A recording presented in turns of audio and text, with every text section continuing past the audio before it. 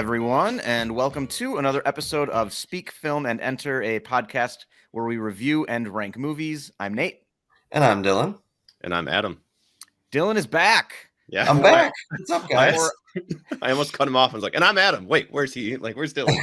Yeah, we've gotten used to just two of us. Yeah. Mm-hmm. Yep, I was busy gallivanting around, traveling and going to shows and all sorts of stuff. It's just been a whirlwind 2 weeks, but I'm back. Happy to be back, and especially for a unique kind of special episode that we have never done before. Yeah, so the past few months, at the beginning of each month, we've been doing monthly recommendations where we have 6 categories. We each recommend a couple of movies that are, at that time, available on one of the major streaming services. It's usually just a quick, 15-ish minute episode where people can just come in, get 6 movie recommendations from us, and get out quickly, and then they got something to watch if they're looking for anything for the next month or so. So in the spirit of that, it's also October, which it's one of the few months that has kind of its own style of movie, like movies that are just made to be watched purely in the month of October, or at the very least in the fall. This is horror, spooky season is finally here. So we thought it would be fun to do an October streaming guide, as we're calling it. So we kind of expanded it from 6 movies, and I've got, I think, 21 or 22 total movies here in 4 different categories that we're just going to really quickly recommend and tell you what streaming service they're on. There are, I think, 3 miniseries in here, and the rest of them are movies. And if I can remember them before we start, the categories are just regular horror, kind of your classic horror stuff that you're looking for in October, and then horror comedies. Ooh, nice. And then kind of spooky family movies. All right. And then lastly, just kind of a fall themed movie that isn't necessarily a horror movie. Okay, yeah, I You're like that. Not looking for something spooky or horror or anything, but just kind of want that autumn feel. Yep, colors in the trees and exactly. A cool brisk wind. Maybe some overcast skies. Keep going. Yeah, it's some dang it, I think that was pretty much it. Maybe go into an arboretum. There you go. Yeah. The corn maze. I don't think I was trying to think of foods that are October-y. Some pumpkin things, some apple pie. Yeah, nice pumpkin pie. Apple picking. Yeah. It's all good. I'm not a big fall guy, but this will be fun. Yeah. Oh, you're not a big fall guy. Shut up. No, Adam's one of 3 people in the world that doesn't like fall, but we can just at least 3 people in this state, but we'll gloss over that and we'll have fun with this episode. We can just run right past this. I think Adam at least enjoys the fall movies. I do. As the staying inside part of fall. So yes, and I know that you absolutely love football, which takes place mostly in the fall, but that's neither here nor there. No, it is neither here nor there. So for this, I did put together a little I don't know what you want to call it. Visual aid? Visual aid. Slideshow, perhaps. So starting it off with horror and one of my favorite horror movies, miniseries. And also, just before you get into it, for the people who are listening on the podcast and not watching, sorry. You're going to have to create your own little visual aid. It's your own fault. It's really you could just it's orange. Find us on YouTube and watch us there. It's you could just do that. Yep, it's orange. It says October streaming guide. I mean, it's really high production value. So just imagine thank you very much. In your heads. Okay, yes. That's maybe half an hour on this, so we're good. We can't talk, don't worry. But yeah, the first thing I wanted to recommend was The Haunting of Hill House on Netflix, a miniseries from Mike Flanagan, which is one of my favorite, not even just horror, but just things ever. I've watched this so many times, and the first time at least I exercised some self-control and I watched 1 episode every day for 10 consecutive days and just really let it sit with me for about a week and a half, where with Netflix it's right there and it's really easy to just spend 2 days watching these things. Yes, for sure. But Mike Flanagan does have another brand new horror miniseries coming out this Friday, October 7th, called The Midnight Club. Ooh. Which I'm very excited about. Maybe we'll end up doing a review for if we can get to that in time. But Yeah, yeah, we're big Mike Flanagan fans here on the Mhm. podcast. Haunting of absolutely. Hill House, Doctor Sleep. What else am I forgetting? Well, Not Black Mass, Midnight Mass. It was Midnight Mass, which is the second Nice. recommendation that I Woo! have for you. Also, The Haunting of Bly Manor, which I still haven't seen yet. I don't know why. I think it's because I like having a Mike Flanagan thing sitting there that I haven't watched just yet. waiting for you. Just like Right. it's I a always safe- know there's a new one for me still there. So maybe I'll watch it now that Midnight Club will come out. I don't know. But Okay. Midnight Mass came out last year, and we do have a review of this on the Mhm. podcast Mm-hmm. where we pretty much gushed about it for about 45 minutes, I think. Yep. We're all just huge fans of this. I don't know if one of you guys wants to say why you like it so much. I mean, mostly it's just very well put together, and there's like a slow burn element, but there's also just like shocking moments, really good characters, and I feel like it's similar to The Haunting of Hill House. It builds to like a climactic final episode that just pays off so well. It's just so well put together, the character arcs and just the plot itself. So yeah, I've watched all of Midnight Mass twice now, and it's just fantastic. And yeah, even I might have to revisit it now that it is spooky season again. Yeah, I've 'cause it been just thinking fits about so watching well. it again. Yeah. Would you say it builds to a critical mass? No, I would say a climax.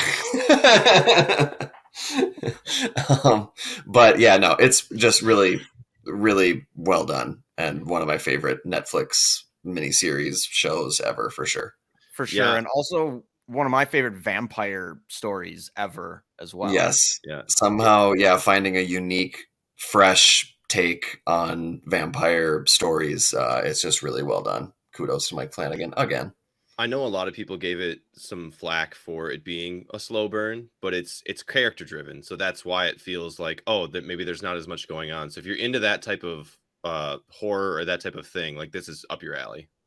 Also, And it if you like 8-minute monologues, this is the show Yep. for you. Yeah, it got Yep. some flack for that as well, but we enjoyed those things about it. So Oh yeah. Oh yeah, I didn't mind, and I also think that on rewatch, it's just as good. Like when you know everything, and then you watch it from the beginning again, it feels like there's little hints and there's just little things you pick up on. well, and same with Haunting of Hill House. Like going through that the first time, you see a couple things that don't quite ever like get resolved, but then going back through and seeing more of those iterations of things, like I think he likes to really put in just a couple, like it's in the background type of stuff that you see that will pay off later, and getting all of those the second time around is what makes the second viewing fun. For sure. Yeah, for sure. All right. So then I think we're gonna go into probably my favorite vampire story of all time, and that is Let the Right One Yeah. In, which Woo! is currently streaming on Hulu and Amazon Prime. Also, it's on Criterion if you happen to have that. Oh my gosh, it's just so good. It's everywhere. It's everybody's picking it up now. Also, they made a show, like a mini series for it on Showtime.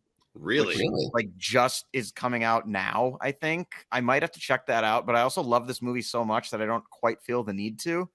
But yeah, and they had already remade it once, like with like American actors. They already remade it for American audiences, and I didn't like the remake, so I'm hesitant to jump into a miniseries just because Right.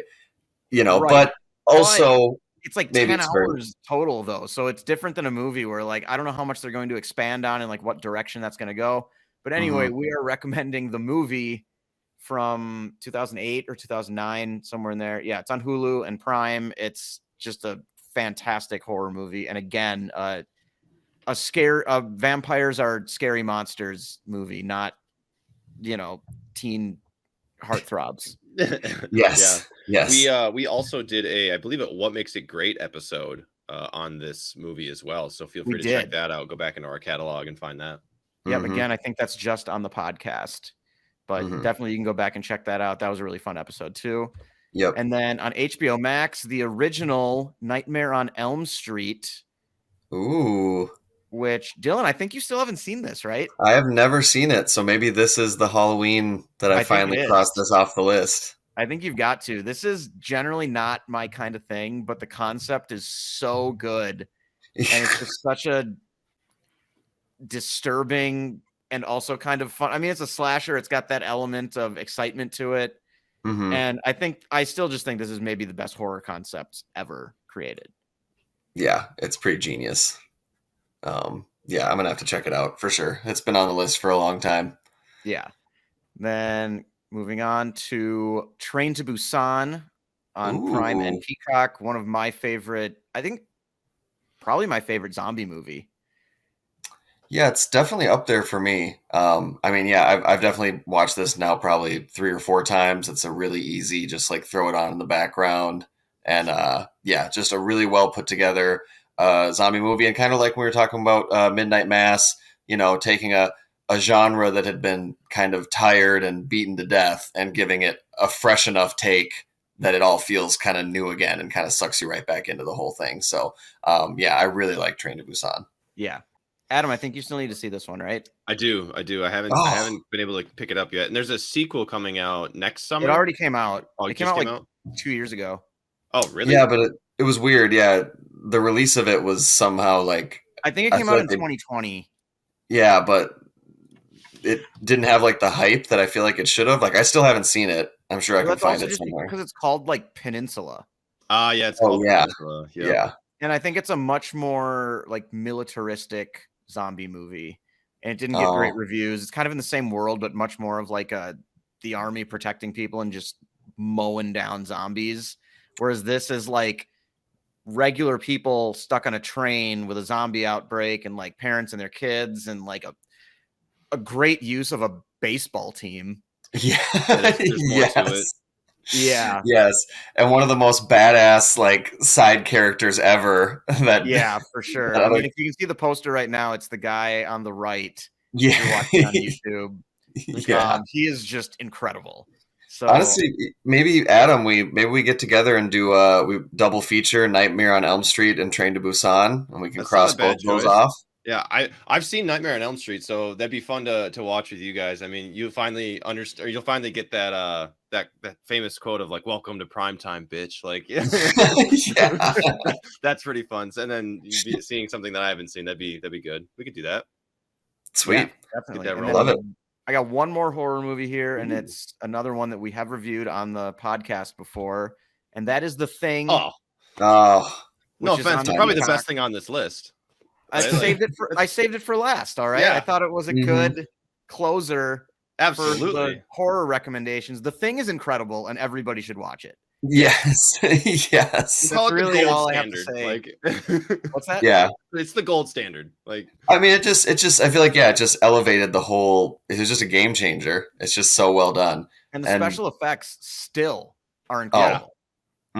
Yeah, fantastic. And also great concept, and just everything just came together. Director, actors. So this is the last for the horror group. It is. All right, let's just a little recap for the viewers. The 6 horror recommendations are The Haunting of Hill House on Netflix, Midnight Mass on Netflix, Let the Right One In, which is on Hulu and Prime, A Nightmare on Elm Street on HBO Max, Train to Busan, which is on Prime and Peacock, and then the classic, the original, The Thing, which is on Peacock as well. So that's 6 really great horror options right there. That'll at least get you through a week. Yeah, for sure. Especially the 2 miniseries. I would hope it would take you longer than a week to watch all of these. But if you want to power through all of them in like 4 or 5 days, all right. Best. So then moving on to horror comedies. Nice. And I had to start it off with one of the all-time greats, Shaun of the Dead, which is on Peacock. Peacock has a pretty solid horror selection, I realized as I was starting to put this list together, but this one from Edgar Wright in 2004. I mean, for me, was a step forward for like horror and comedy movies. Yeah. Like horror movies were kind of stale at that time, and comedies, I've already kind of mentioned before that I'm not a fan of a lot of the comedy stars from the 90s. So for me, that's just like almost a barren wasteland for comedy movies. And then 2004, we get this amazing zombie comedy movie, Shaun of the Dead, and it's Simon Pegg and Nick Frost. It's fantastic. Well, is this the movie that launched Simon Pegg's career, or It is. It launched shot him to stardom? Because he was in a bunch of stuff after this. It launched both of their careers. It was definitely like, it was the beginning. And then they followed it up with Hot Fuzz, and then The World's End, and then from there just Simon Pegg was popping up in everything. Yeah. Just the writing of the jokes in this one are so good, and it's a parody of itself in a way. And that's what makes it so much fun. It's very clever, and I've seen it many, many times, but it's actually been a while. So I think I'm gonna have to rewatch this one for Halloween this year too. When he slips on blood in the convenience store and doesn't notice that it's blood, that just gets me every single time. I love the cameo we get from Bill Nye. Yes. I know, very brief when he's trapped in the car and he slowly turns off the radio. His mom calls and he's like, we had someone try to break in the house, they were a bit bitey. Just such a British way of describing zombies. I know. So next one we got here is a classic. It's Ghostbusters, which is on Hulu. Nice. Do we even really need to say anything about this movie? Like, everybody knows what Ghostbusters is, and if you don't, you should. Yeah. Oh god, yeah. If you've somehow, I gotta say, I hadn't watched this in a long time, and my dad and I rewatched it last year. Yeah. And it's still just hilarious. I mean, you never know when you go, when you're like 14 and you watch a comedy movie, and then you don't watch it again until you're like 30. Mm-hmm. Or so. You don't really remember a lot of the jokes, and you're just never really sure if it's actually funny or if you were just young. Yeah, if you're just too young and like, oh, that was funny, and then you see, or you understand some of the jokes in a different manner when you're older, and they still hold up, and you're like, oh, that's just good writing. Like, exactly. Yeah. And it has such a wide appeal. You can watch it when you're 10, 11, 12 and have a great time, but adults, then you can watch it again when you're in your 30s and it's still a good time and funny. Like, it's just, they really nailed it for pretty much like all audiences. So it had to be on here. Ghostbusters, classic. Then we got another Peacock movie, Beetlejuice. Ooh, interesting. Which is just a fun old time. I think Beetlejuice is just so weird and kind of kooky, and it's just such its own thing. There's really no other movie like Beetlejuice, and I just really get a kick out of it. Yeah, this is one that I definitely need to rewatch. I haven't seen it since I was a kid, and when I was younger, it was a little too kooky and weird for me. I remember like liking it, not loving it, but so I've been meaning to give it a second chance in my adulthood. I rewatched it again last year, maybe even the same day we watched Ghostbusters, but I was like, oh yeah, this movie is really good. Okay. Yeah. It's a Tim Burton movie, right? Yep. Okay. And then who's our main character? I'm staring at him thinking, what the hell is his name? Yeah, Keaton. Okay. I haven't seen this, and I've seen like bits and pieces, but I think there was a cartoon back in the day, and I watched a lot of that, but I never saw the movie. Okay. And then Winona Ryder's in it, and so is God, what's her name? Oh my God, the bride right there. No, well, Gina Davis and Alec Baldwin are both in it, but then so is the mom from Home Alone, and she's in Best in Show, and yeah. O'Hara. Catherine O'Hara. Catherine O'Hara, yep. She's also she's great too. So Beetlejuice on Peacock, and then This Is the End, which is currently on Netflix. Nice. Like all the basically A-list great comedic actors of a generation playing themselves at the end of the world when the apocalypse hits, and we got demons outside and they're all barricaded in James Franco's house, and hijinks ensue. Yeah. You want to talk about a good concept. Like, for sure, that was genius when they came up with that, because it was just perfect, and it was like you mentioned, all these like great comedy actors of that time, they had all been in so many comedies, so it's like, what can we do that's still going to feel fresh? What if we just play ourselves? And it's just perfect decision. Yeah, and the way they portray themselves too is so funny, because there are a few of them, like Seth Rogen's pretty much exactly what you'd think. Jade Baruchel is pretty much exactly what you'd think. Craig Robinson, exactly what you think. But then the other three guys take sort of like they sort of like lean into the persona that their detractors see. Yeah. You know, Yep. like James Franco really leans into the like pretentious prick. Yep. Mm-hmm. And it's Mm-hmm. kind of a snob. Danny McBride is just an absolute asshole. And just insane. Foul-mouthed and like disgusting. And Jonah Hill is just, oh my God. I can't believe he played himself this way. It's so funny. I know, like passive aggressive, just douchebag, like to the max. Exactly. Like, And then also just really quick gold star shout out to Channing Tatum for being an amazing sport. yes, Have you heard Channing the story Tatum. on how he got that role? Mm-mm. What was that? So have you heard the story about how he got into the movie? No. Apparently, they Seth Rogen and everybody was like, "Oh, who should we get to play this specific part?" Because he's only a cameo, and they're like, "Oh, we should get Channing Tatum." So they called him.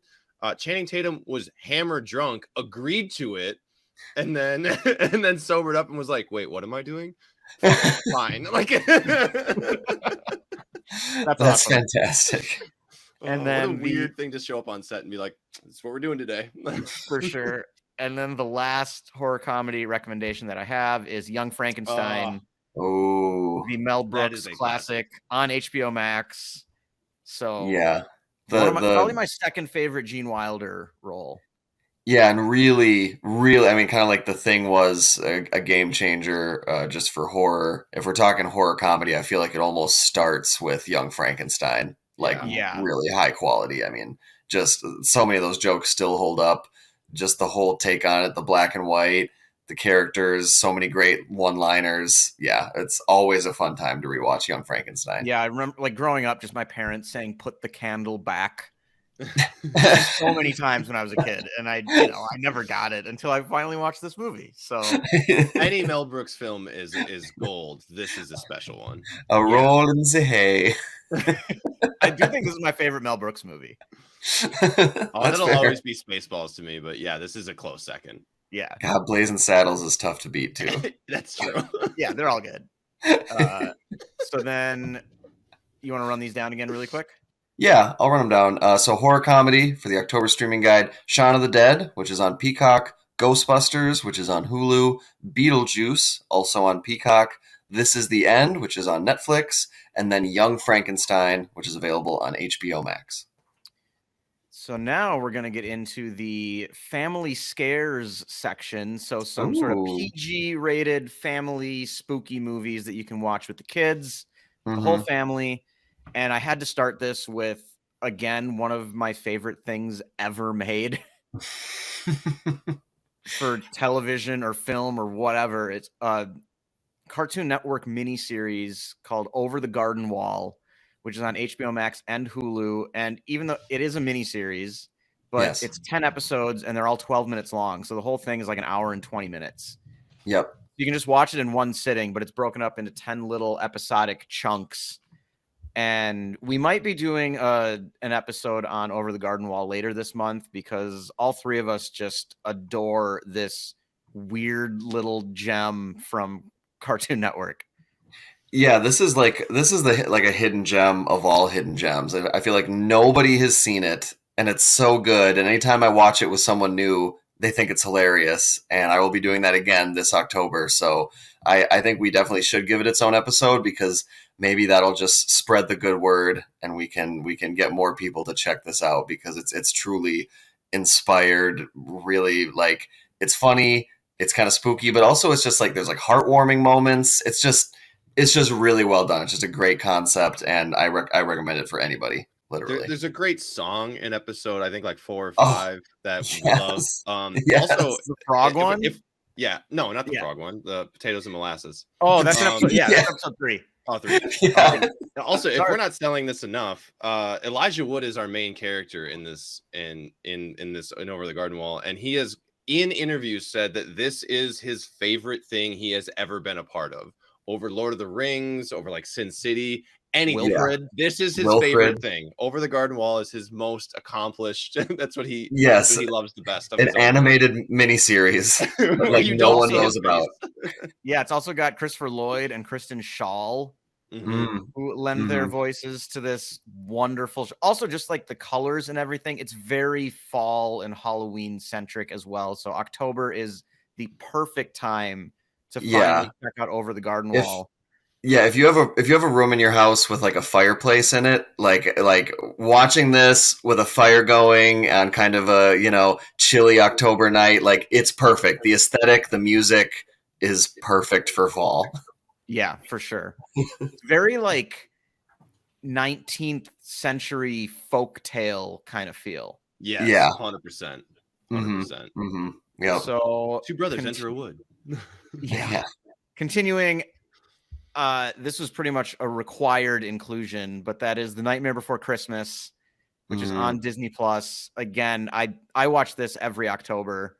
This is just phenomenal. It's also, I love how short it is. It's like an hour and 15 minutes, and it has amazing music and the visual style, which I do want to bring this up. I mean, this is Tim Burton's The Nightmare Before Christmas. Tim Burton is not the director of this movie. He wrote it and he produced it. Henry Selick is the director of this movie, and this is his stop motion style, which he brought to James and the Giant Peach and Coraline.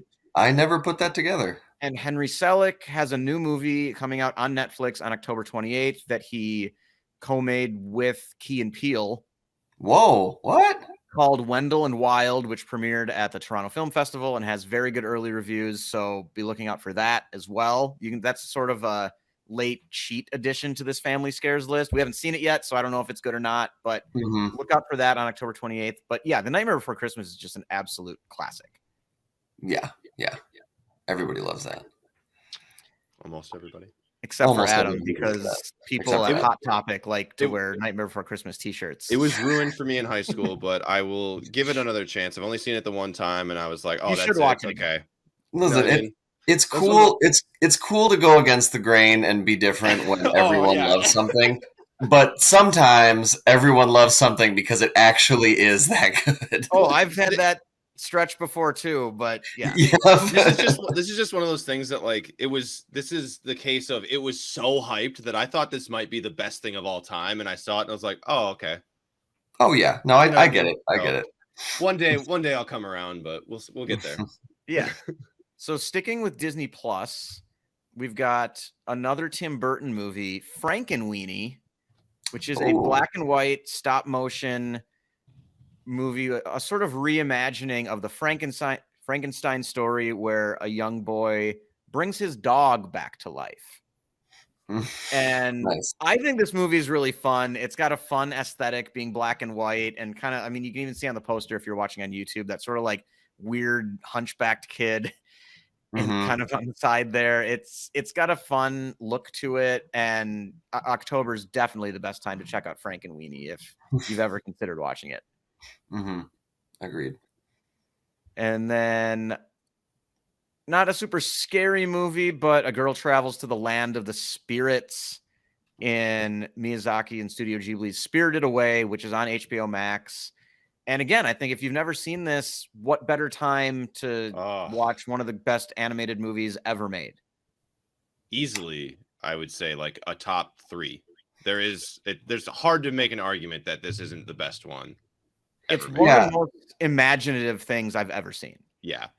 Yeah, and I think it does fit with this list and with this episode. Like you said, it's not necessarily scary. The spirits aren't, necessarily evil, or it's like monsters, but it's mostly just like the aesthetic and just kind of the concept. I just think it works with October really well. I mean, if you're going to watch it at any time, might as well do it now. And it's a great concept, and just a lot of Studio Ghibli is really well done, but this one definitely is top tier Studio Ghibli. So that's a great recommendation.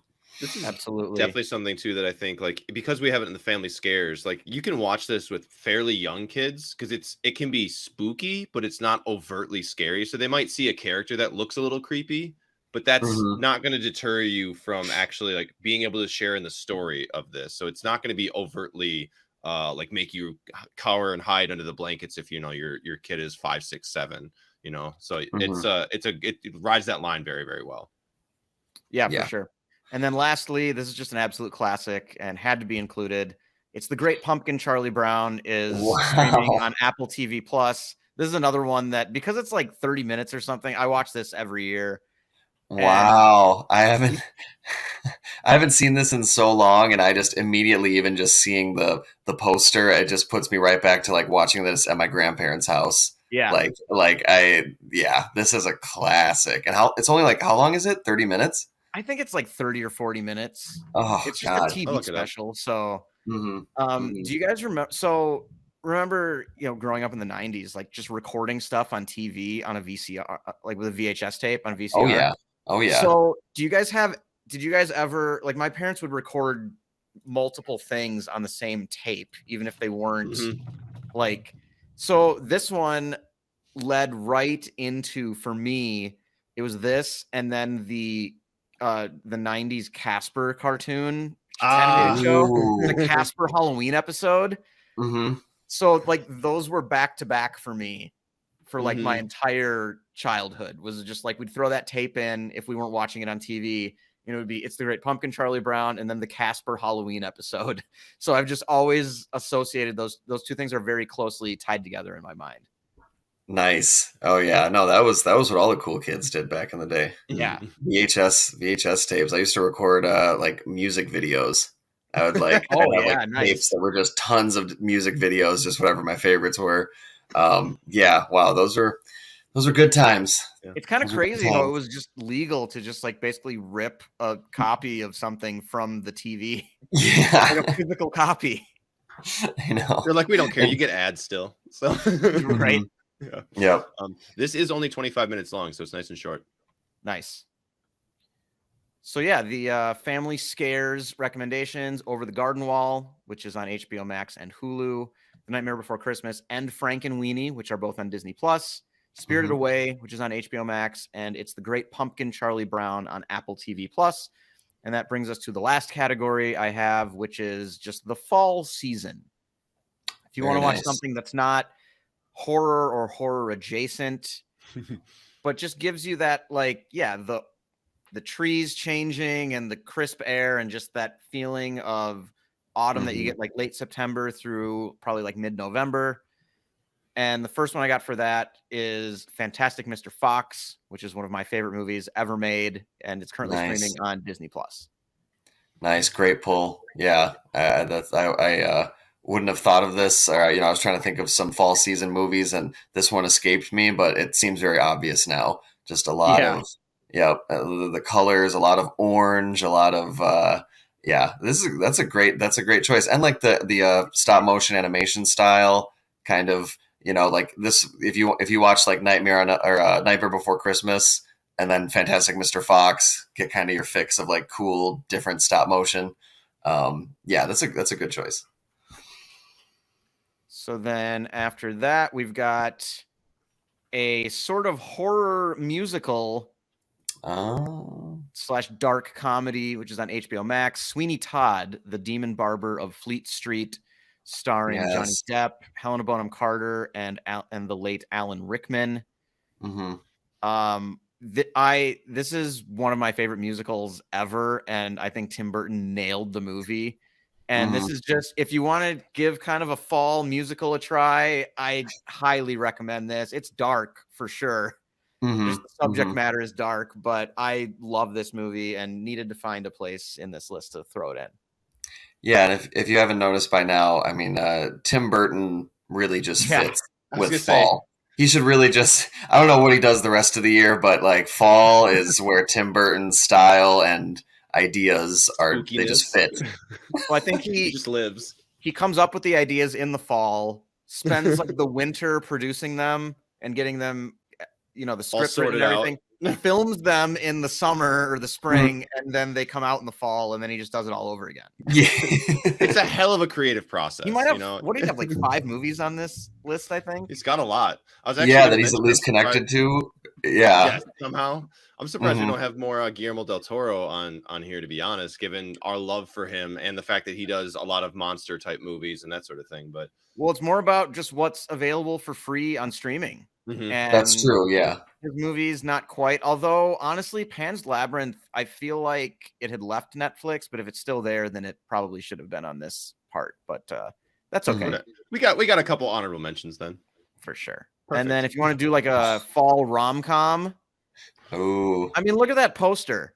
How can Yeah. you? Yeah. Orange and brown. The whole movie doesn't take place in the fall, but one of the big scenes does, and that's where the poster is associated with. This is one of the best romantic comedies ever made. This movie is infinitely rewatchable, in my opinion. And yeah, When Harry Met Sally, currently on Netflix. It might also be on HBO Max. I'm not 100% sure, but definitely go check that out if you're just looking for a good, fun, funny pick-me-up. Yeah, definitely. Classic rom-com. And just the Mhm. poster alone, I think it makes Yeah. sense. Yeah, Yeah. I think so too.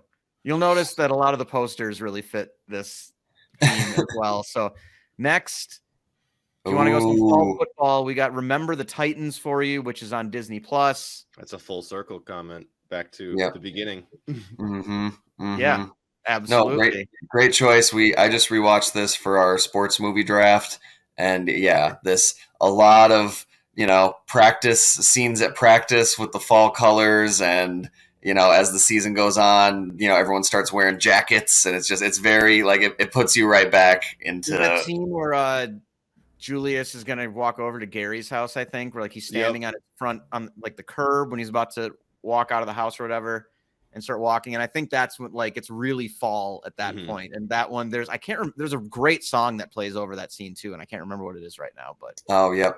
really good. The scene. soundtrack is phenomenal on this movie. For sure. So, I mean, and this is a movie you see on like ABC Family like all the time.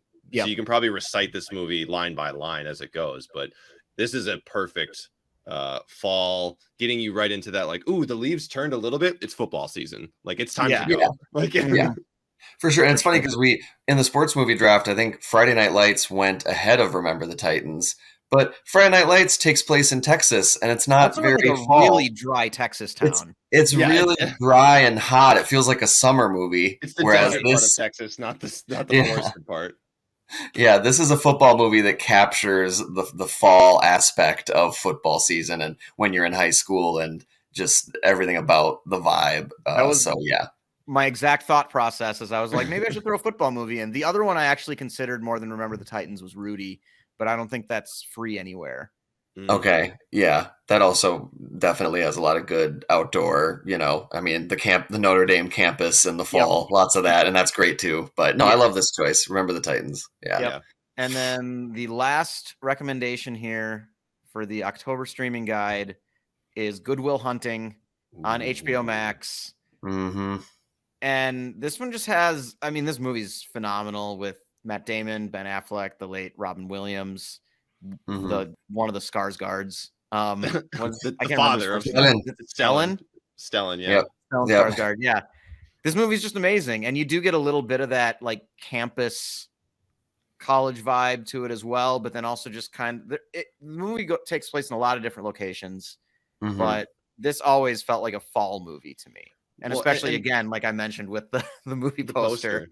Well, that's what I was going to say. The big, like, one of the big scenes, I should say, is them on the bench outside, like, overlooking, like, a pond where there's, like, leaves falling into the pond. And it's that feel in one of the more important scenes in the entire movie. So it fits for sure. Yeah, definitely. And then one other really quick, I realized movie I could have added to this part as well would be The Iron Giant, which is on HBO Max. That's filled with the fall colors. That fits very well as well. So that's a good choice. And then, I mean, I'm guessing it wasn't available on streaming anywhere, but I was expecting to see October Sky on this list. It was the first thing that came to mind. It's on Stars, which like nobody has Stars. Doesn't count. No, doesn't count. I was super disappointed because that was why at first I was just going to recommend my favorite fall movies. But then I thought, let's stick with the spirit of the recommendations episode where these are readily available and don't need to be rented. Yes. So For sure. So So all these movies, are readily available on the more popular mainstream streaming services. and I'll just do a recap quick. So just fall season movies: Fantastic Mr. Fox, which is on Disney Plus; Sweeney Todd on HBO Max; When Harry Met Sally, which is available on Netflix; Remember the Titans on Disney Plus; and Goodwill Hunting on HBO Max. I got a very diverse selection of which there's something for everybody. If you only have Netflix, or you only have HBO, or you only have Disney, you've got a couple things to go through, and you can spread your time out quite well. I tried to spread it around, although I did notice as I was going through this that for whatever reason, Peacock has a lot of horror movies. Yeah, I mean, maybe that was a concerted effort on their part. They're like, we got to do something. We're going to claim October. We don't have much, but we now have October. Yep. And Parks and Rec and The Office. Yeah, and we're not sponsored by Peacock, but we could be.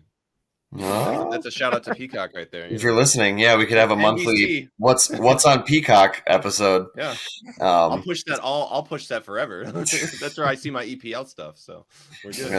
I should probably get Peacock if that's going to happen. I mean, it's like free for everybody. You just have to get ads.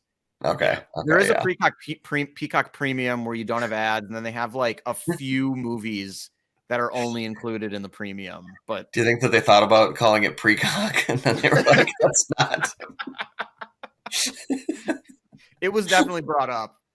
Whether it was a serious suggestion or not, somebody said it. Oh man. Well, that was Nate. Thank you for putting together this list. This was a really good twist on the recommendations episode. Like we said, something about Halloween. It's its own. It's just its entire own genre of entertainment, almost kind of the way that Christmas movies are. It's just it's a signature kind of feel. And so we just gave you 21 movies, which that should get you through the month. And then obviously we'll still bring you more, reviews and other content later this month too. But this should get you going. Beginning of the month should carry you through October. Was there anything else that we want to touch on, or I believe it's my turn to put a wrap on the show? Yeah, I think that's it. Take it away. All right. Evil is always possible, and goodness is eternally difficult.